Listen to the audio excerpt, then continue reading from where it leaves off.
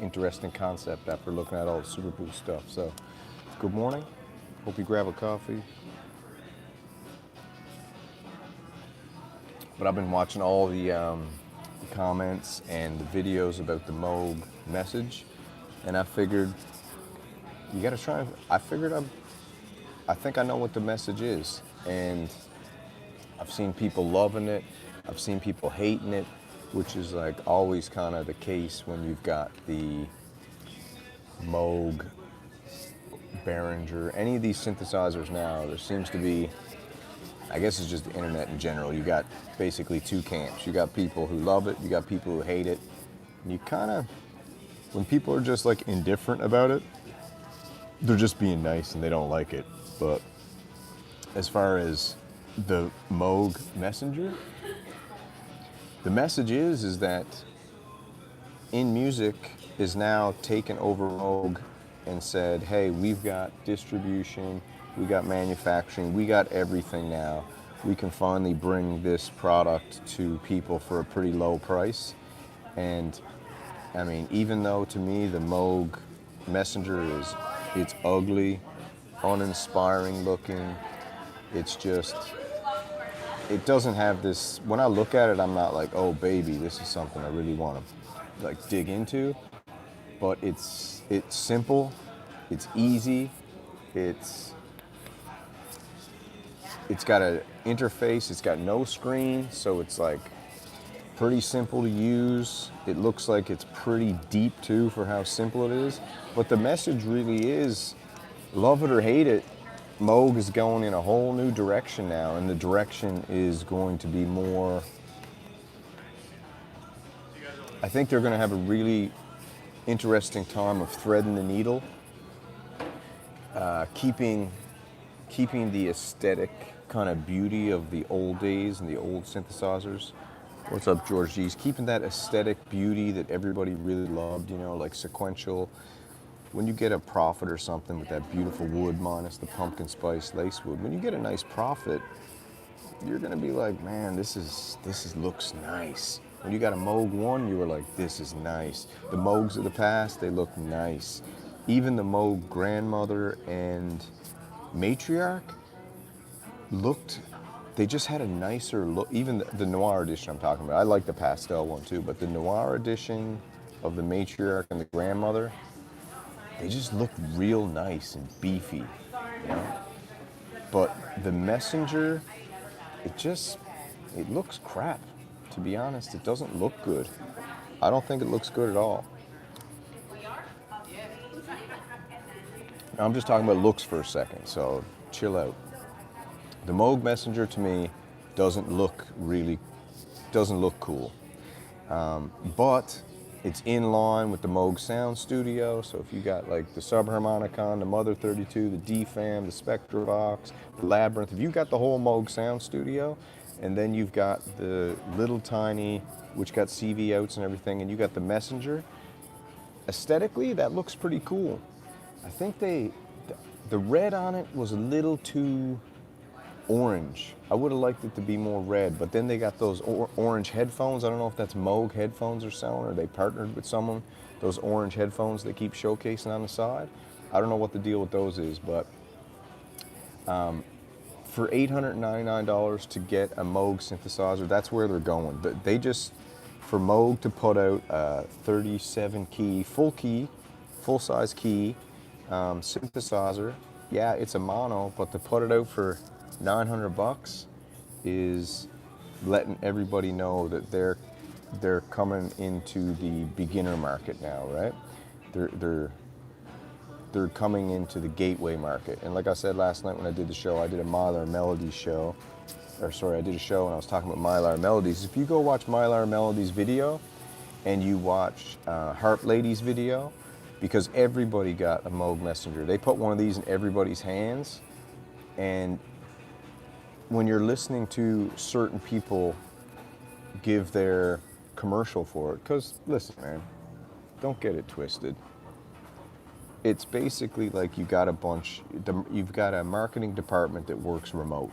Okay, that's what happened yesterday. If you looked at it, you've got a marketing department that works remote, and that marketing department works for all the synthesizer companies, right? So they basically said, all right, get this in the hands of floor 6, 7, and 8. On floor 6, we really, we got the Harp Lady and we got Mylar Melodies, who really, I don't want to say they dumbed it down, but they made the description of everything to be very simplistic. Like when Mylar Melodies was describing the synthesizer and talking about it, I felt like he was doing a show and tell in the kindergarten. When Harp Lady was doing it, I felt like she was doing it to a group of people who were watching the video on TikTok, and she had to get through things so fast just so the viewer wouldn't click away. It was the most ADHD video I've ever seen. Just bam, bam, bam, bam, bam, bam.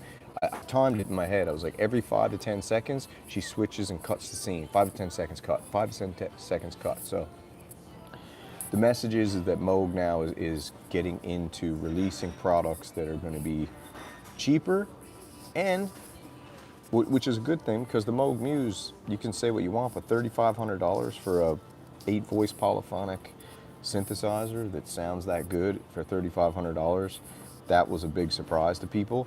But I think this one surprised a lot of people because it's under $1,000. It sounds really good so far through the YouTube videos. It sounds pretty good. It's nothing special. I don't think it sounds special. What's up, Jumpstar? It doesn't sound special. There's nothing special about it, but if you look at it closely, the part that's special is the filter. They got an interesting filter, and then they also have the resonance bass button, which for a lot of people on the ladder filter, they would lose that low end when they would go up into the higher frequencies, and now you've got a bass resonance button that you can push, and it keeps all that low end. So that's a pretty cool thing. And also, this is for like a musician who's in a band who wants to go out and gig, and you want to bring that beefy Moog sound out with you, and you want to not have to carry around a $4,000 or $5,000 synthesizer that weighs like 9,000 pounds. Now you got a nice durable top steel, or what did they say? It was metal of some sort. I don't know what it is. Powder coated metal. And someone said the bottom's plastic, so it'll be pretty light. Listen, it's a Moog synthesizer, so it's going to sound great. That's my opinion. It's always going to sound good. It's a mono synth, so you're going to get real beefy bass sounds, and it's got the Moog ladder filter, and now with that resonance bass boost. Personally, I think for $800, $900, whatever it is, pick one up used for probably $699 in 6 months to a year. And they're going to sell a crap ton of these because they're marketing them to it's a gateway into the Moog ecosystem. That's what I think it is. The message is this is a gateway into the Moog ecosystem for everybody who's been out there buying Behringers flat out and picking up some Arturia synthesizers for cheap. Now you can just spend a little bit. Listen, think about this. If you wanted to get and don't forget, the Moog Messenger's got a defam button built into it, or defam modes. So you might as well say it's got a cool Moog percussion engine in there via the defam. There's some unusual sounds in the patch demo that Lisa Belladonna did, but I was listening to Noir this morning on his show with Autumn, and Noir kind of has a similar take as me. It's just like, it's a bit boring. It's a bit boring. I think it's boring, but this is my opinion. I think it's boring. I think aesthetically it's very dull, but for $899 to get a Moog sound that you can go gigging with, and it's an entry synthesizer for beginners to get into the Moog ecosystem, and maybe to cut into a little bit of that Music Tribe Behringer market now with all the mono synths they've been putting out. This is a mono synth from a company that has a crazy history, and it's at a price range that they're going to sell so many of these, it's going to be crazy. I mean, Echo said he was talking to his rep at Sweetwater, and they can't sell the freaking Polybrute, right? And he said his rep said they're selling an absolute crap ton of Moog Muses. They can't keep them on the shelf. That's how much everybody loves the Moog Muse. But they can't sell any Polybrutes. So now what do you got? You've got the Moog Messenger, which is a beautiful beautiful synthesizer sound-wise for the price. Ugly, ugly aesthetically, but it aesthetically matches their kind of image. So you could say it looks ugly, but aesthetically, when you pair it with the whole setup, it doesn't look bad, you know. But just think about this. You've got a Mother 32, a D-Fam, and let's just say a subharmonicon. They're $700 a pop, so you right there you're up to $2,100 for three of the Moog Sound Studios, and they just gave you a mono synth, right? Two oscillator mono synth with a cool new filter, a cool new resonance bass mode, and an absolutely insane sequencer, full keys for $899. Why would you ever buy the Moog Sound Studio? But if you have the Moog Sound Studio, you would buy this. Do you see where I'm coming from? So this is really a really interesting threading of the needle. Go ahead and hit the like button if you don't mind. Was it 32 keys? 32 keys, 37?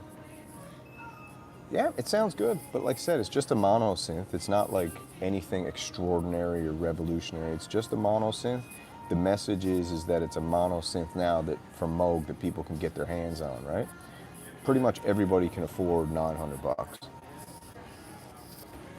If you can't afford $900, you don't know how to budget, because all you gotta do is save up some money for a couple months and you got it, right? Stop drinking coffees at the coffee shop, make coffee at home.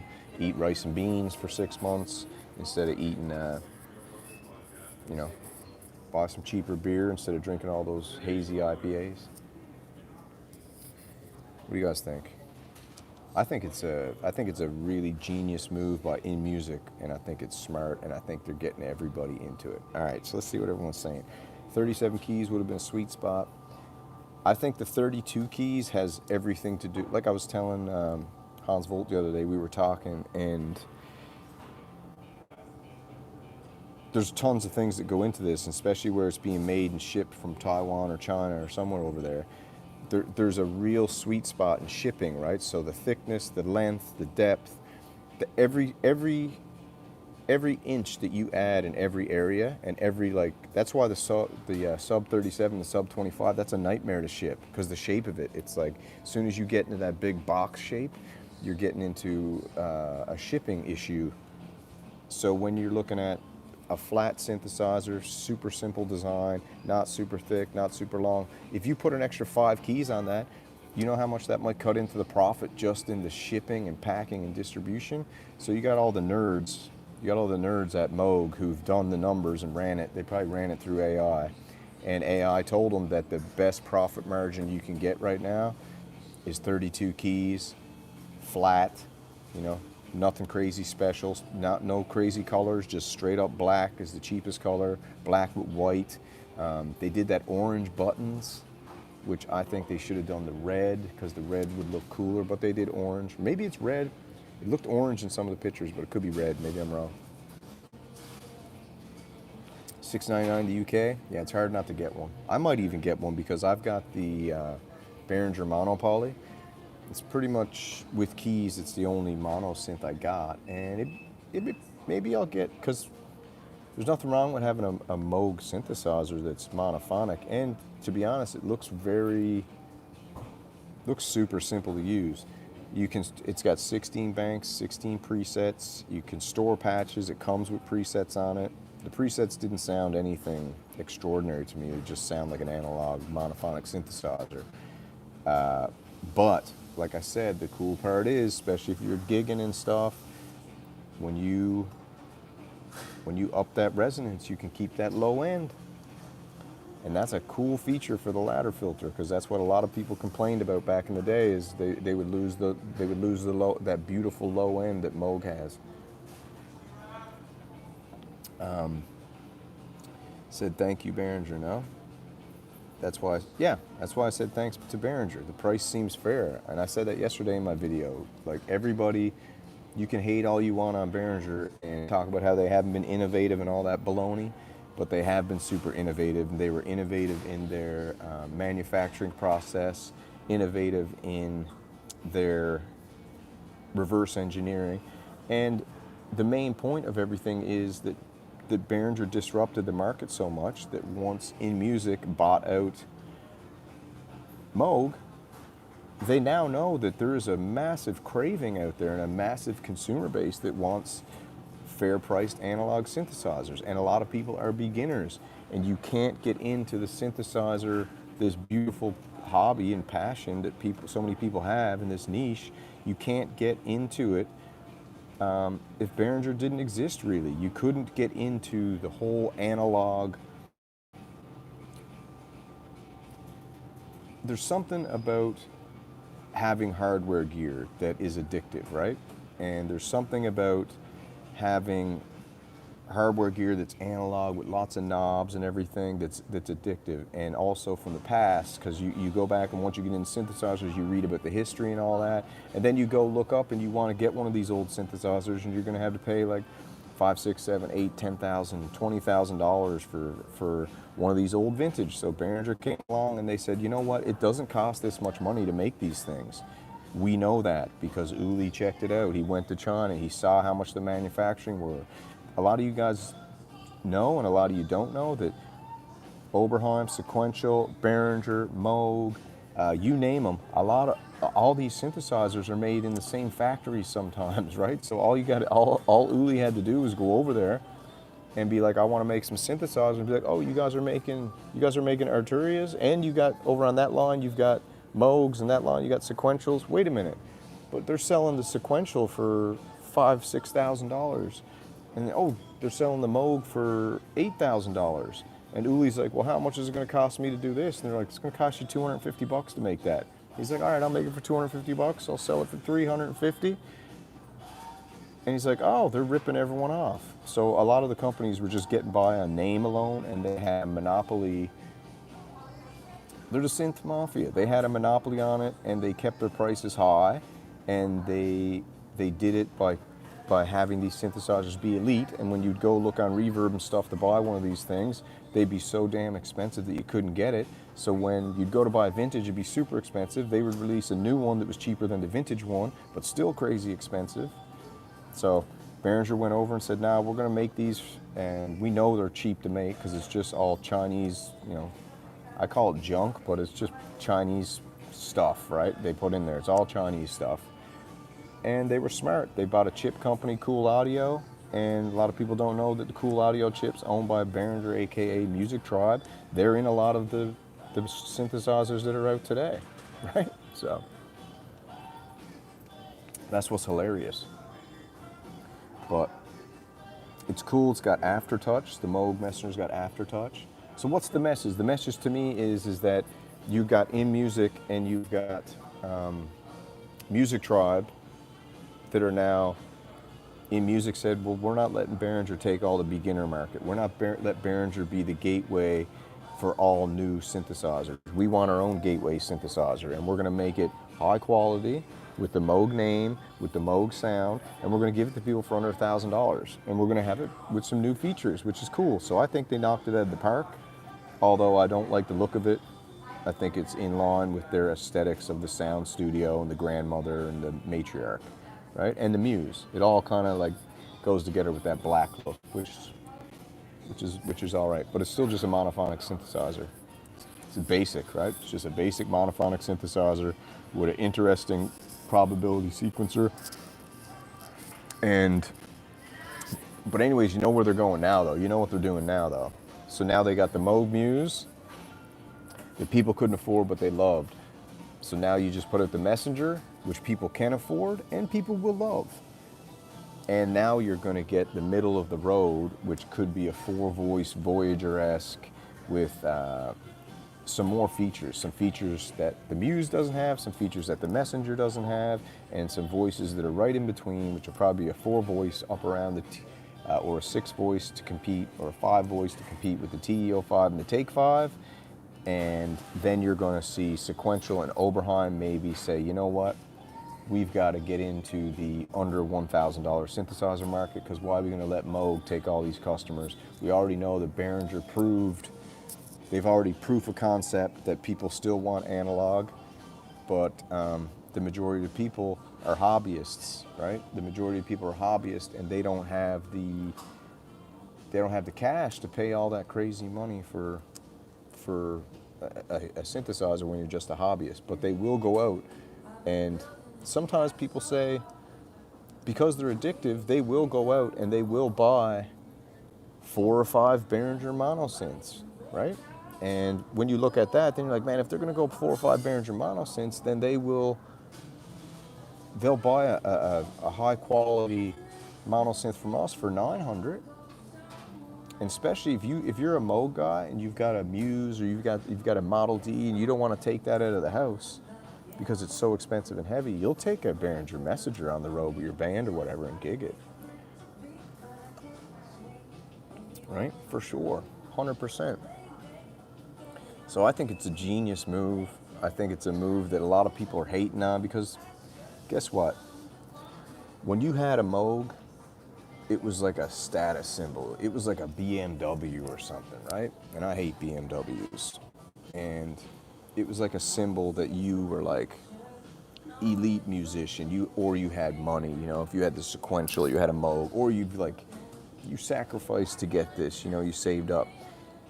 But now, a lot of people are like, oh, they're being cheap, you know, they sold out, they're within music now, they're just kind of like, they're making cheap synthesizers and blah, blah, blah. I don't think it's that cheap. I think it's cheap price-wise, but I think it's pretty good for, right? You don't want to go gigging. There's tons of people who, listen, there was tons of people who had a Moog Model D and they went and bought a Behringer Poly D and they take their Poly D gigging and they leave their Model D from Moog at home.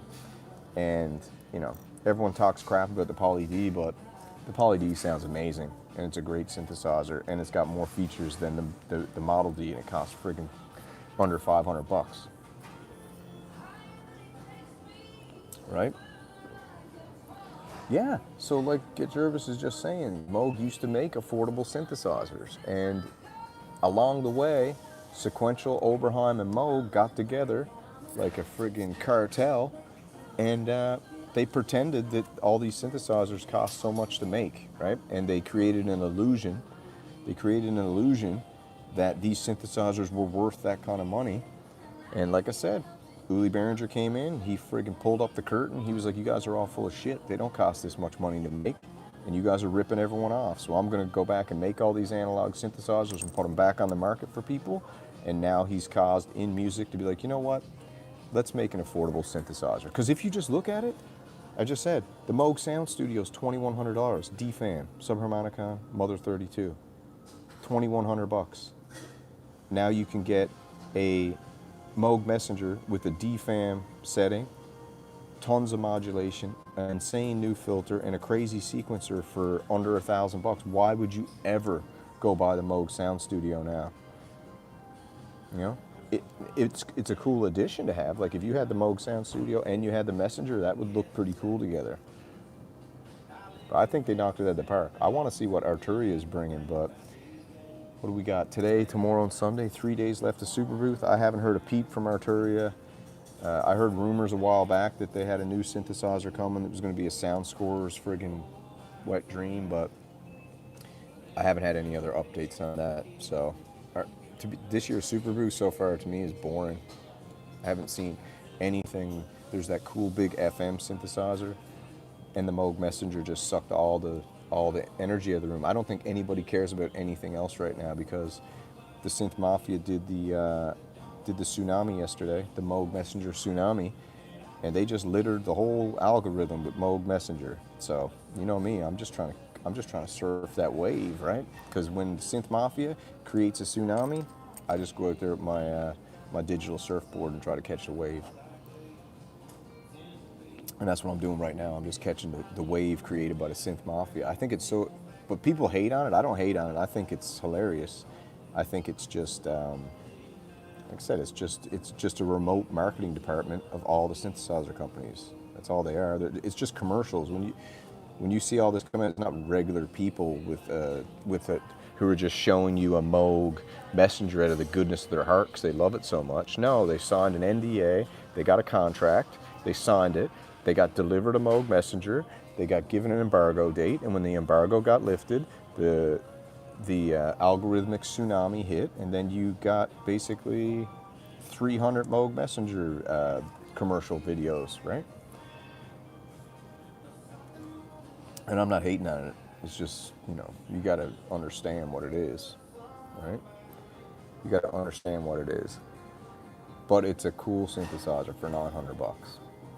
Get Jervis knows what I'm talking about. Get Jervis was at the Synth Reactor over in, was it Berlin? Get Jervis, where was the Synth Reactor, which was the formation of the Synth Mafia recruitment event that was held, called Synth Reactor by Thomann, and all the synth Illuminati were there. All the synthesizer companies were there. That's where deals were cut, networking was done. They recruited the best of the best of the synthfluencers of that time, and that's how this whole outside marketing department was formed, which is kind of like they're like just mercenaries, right?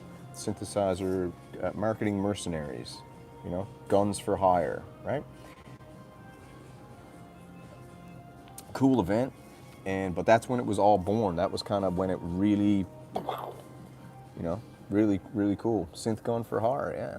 Synth mercenaries, man. Marketing mercenaries. It's cool. Get Jervis, my birthday. Yeah, Get Jervis was there. Noir Ale Blanc was there.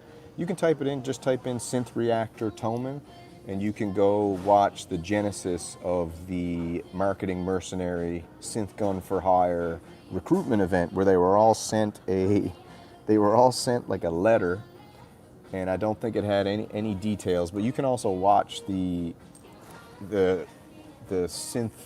synthfluencer open their letter, and they would do a little video saying, oh, it was almost like an Illuminati invite to one of those masked parties. It was like, you are invited to this event, and it was like clouded in secrecy, and you get over there and it's all the main companies, Arturia, Moog, Behringer was even there, right? This was before Behringer got boycotted, right, Jervis? You know what I'm talking about.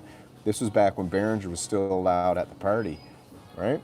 This is when Behringer, the DeepMind, was coveted as an amazing synthesizer before the boycott happened, the great boycott. And you had all the synth Illuminati there. Made some good friends, great networking, and I mean all the people who were at that event are still all the main marketing department now. When a synthesizer gets released, you see it. They all got it. I think I don't want to say any names because whatever, but there's a video where some people are talking about was it last year at Superbooth or the year before, that Moog, they rent out this penthouse outside of the city. They invite you over. You get there. There's a couple dudes standing in the doorway before you actually get in the room. You got to put your phone in a bag. You sign your NDA at the door before you even enter the room. God knows what else. And then you're in, right? Then you're in the club. You got your NDA signed. You get to see all the stuff. You get to see all the new gear. You get to talk about everything. And that's just the way the business works. My channel has a Thomann playlist with Synth Reactor. Yeah, check out Get Jervis's channel. It's a very cool event. Get Jervis, I just want to know, can you answer this question? When you guys all stayed in that house, was the whole house rigged with cameras? Did they have cameras everywhere in the house so you guys were being filmed 24/7? Or did they have like people just kind of walking around with cameras? Or were you guys encouraged to do cameras yourself and release your own content? Or were you also being filmed the whole time you were there, staying at the house or hotel or whatever it was? I think it was a house, wasn't it? I was crew. Yeah, cool. Yeah, Get Jervis, maybe we get together sometime and have a chat about that, because I think that's one of the most interesting events that a lot of people don't even know it happened. 3 rooms. Yeah, they don't even know it happened, but that was the genesis of the what I jokingly call the Synth Mafia, right? It's all a joke. I'm only fooling around. But that was the genesis of the Synth Mafia. And I mean, if you really want a list of the Synth Mafia today, all you got to go do is go watch all of the Moog Messenger videos from yesterday and write down all the names of the people who got a Moog Messenger. And that's the 2025 team roster for the Synth Mafia. Each with a switcher, one static, one camera operator. Interesting, cool, yeah. Crazy. So did they film the whole time? And did you guys have to stay on the property, or could you leave the property and go do your thing? Was it all like almost like that show Big Brother, where they were filming the whole time, and then they go to make their own content later? Yeah, Thomann are huge. Thomann just signed a huge deal with Behringer as well. It was bookable by creators. That's cool. Lisa Belladonna is the maiden mother Chrome. What's that? Man, I think it's very cool that Lisa Belladonna did that like hour and a half, 2 hour preset demo. I like sitting down and just listen to all the presets on the synthesizer. And the Moog Messenger has, I think it's got 128, but 256 slots or something like that, but 128 presets. So that's cool, man. Because right then, because it's a mono synth, so it's not nothing totally insane, but to get in there and be able to Anderson's pricing on the Behringer is so cool right now. £29 for a JT4000, insane cheap, fully spec. Yeah, it's very cool. And when you get the presets on a mono synth, it's very cool to be able to save presets on a mono synth. I think that the Mantis did that as well, and also the Sub 37 got presets too. I kind of like the idea that it doesn't have a screen and you don't have to name the presets. You just got to remember where you put them. That's kind of cool, not cool. It's a bit old school, but the Messenger can do paraphonic, so that's sweet. So you can do duophonic, so 2-note paraphonic Nickhouse. That's pretty sweet. I like the Messenger. I think I know a few people who already pre-ordered one already. So a couple Synth Renegades are going to actually have that, and we'll be able to get some real legit non-marketing department, zero glaze opinions. I think Twin Cities Oxygen's on the pre-list in Canada, and I think, I don't know if he wants me to say, but I know another person who got one too, but I'll leave it up to him to do that. So, it's how Sequential was born. They made a box of Save Mini Moog's presets. Yeah, that's pretty cool, right? I mean, to me, a lot of people are like, I know on like my mono poly, I pretty much keep my mono poly in the same zone with all the oscillators and everything, and I kind of like venture outside the village a little bit on the mono poly, but I kind of keep it in the same zone. I like this kind of one patch that I've created, and I kind of, I mess around within the area. I never like switch all the knobs and do anything crazy. I kind of keep my mono poly in the same zone. But I mean, if I could have the mono poly and be able to save, that would be pretty cool too. Dave Sith was one of my heroes. Dave Sith, that's funny.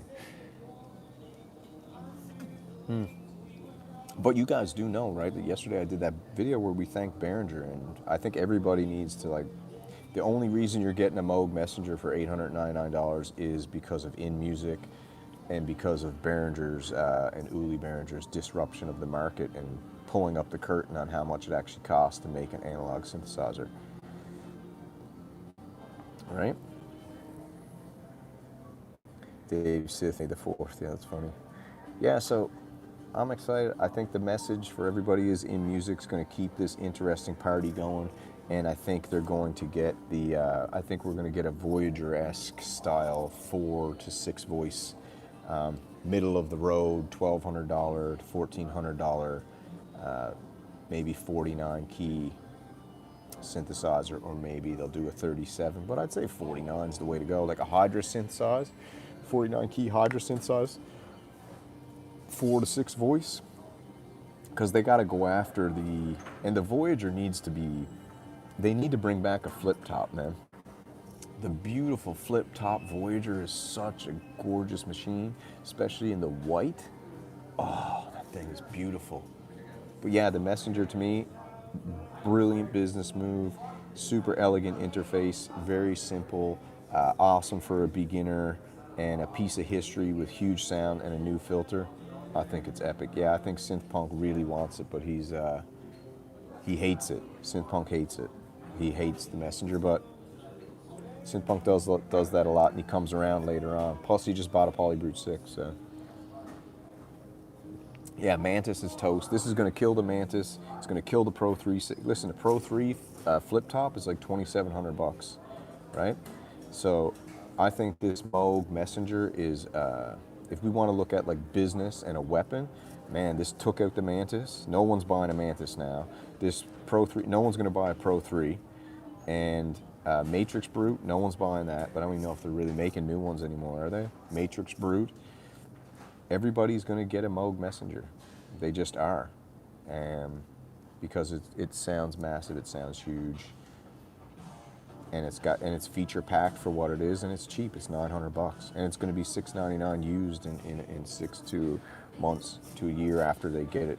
People's, yeah, I'd love to see the Behringer Nomad. That would be awesome. It was just a Voyager clone. All right, I got to go to work. You guys take it easy. But that's the message. The Moog Messenger is the message that Moog is adapting to the climate we're in, and they're adapting thanks to the disruption of Uli Behringer. And history will look back on it as this moment, because now you're going to see Sequential and Oberheim have to adapt as well. Because don't forget, Sequential and Oberheim are owned by Focusrite. So you can look at the companies, but there's no point to say Moog, Sequential, right? It's Music Tribe, In Music, Focusrite. That's the big three right now. So you're going to see an under $1,000 Sequential and Oberheim in the future. All right, take it easy, slow.